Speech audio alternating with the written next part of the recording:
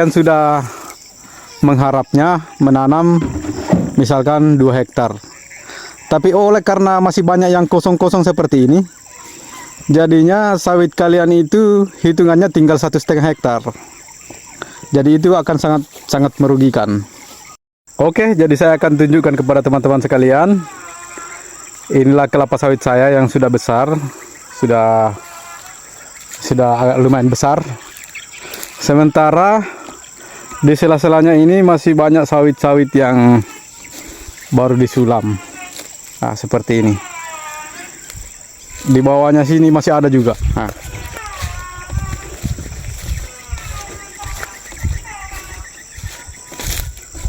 Coba lihat. Ini sampai di bawah-bawah masih banyak yang begini. Jadi resikonya apa? Kalau misalkan nanti sawit ini sudah tinggi, sementara sawit yang baru ditanam ini masih pendek, otomatis nanti sawit yang kecil-kecil itu akan etiolasi. Etiolasi itu nanti dia akan panjang-panjang pelepahnya, meninggi, buahnya terjepit, karena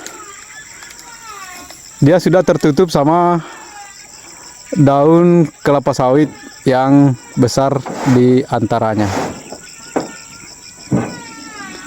Jadi itu dia permasalahannya.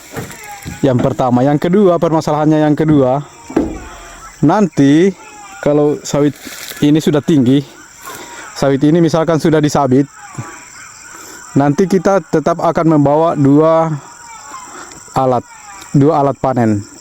Yang satu sabit, yang satu tombak. Jadi itu kan sangat merepotkan sekali. Ini akan kita bawakan tombak, sementara yang ini kita bawakan sabit. Nah, jadi buat teman-teman yang tidak ingin menyesal di kemudian hari, teman-teman harus tahu cara mengantisipasinya supaya tidak terjadi seperti ini. Jadi permasalahan yang ketiga, teman-teman. Nanti sawit kalian itu kalian sudah mengharapnya menanam misalkan 2 hektar. Tapi oleh karena masih banyak yang kosong-kosong seperti ini, jadinya sawit kalian itu hitungannya tinggal 1,5 hektar.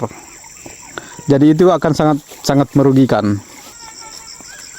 Jadi solusinya, kalau kalian sudah membeli bibit, misalkan lahan kalian yang mau ditanami 2 hektar.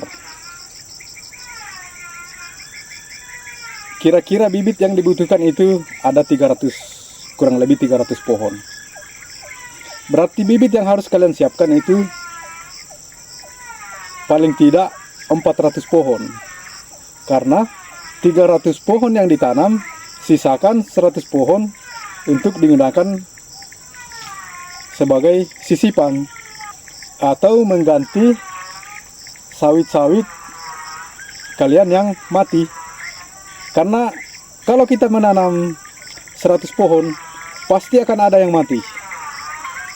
Entah itu dimakan binatang, entah itu banyak faktor. Karena kalau sudah di lahan seperti ini, itu banyak sekali faktor. Bisa jadi faktor kekeringan, banyak lagi. Jadi intinya, kalau tidak mau mengalami masalah seperti yang saya alami, teman-teman harus menyiapkan, solusinya adalah teman-teman harus menyiapkan bibit lebih dari yang akan teman-teman tanam. Jadi misalkan mau tanam 100, siapkan 150. 100 ditanam, siapkan 50 untuk menyulam. Kalau misalkan mau tanam 300, siapkan 400. 300 ditanam langsung, 100 untuk menyulam. Kalau kayak begitu caranya teman-teman, nanti pertumbuhan sawit teman-teman nanti akan serentak tumbuhnya. Dan itu akan sangat bagus sekali, karena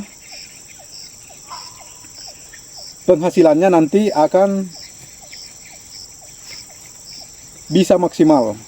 penghasilannya nanti akan bisa maksimal.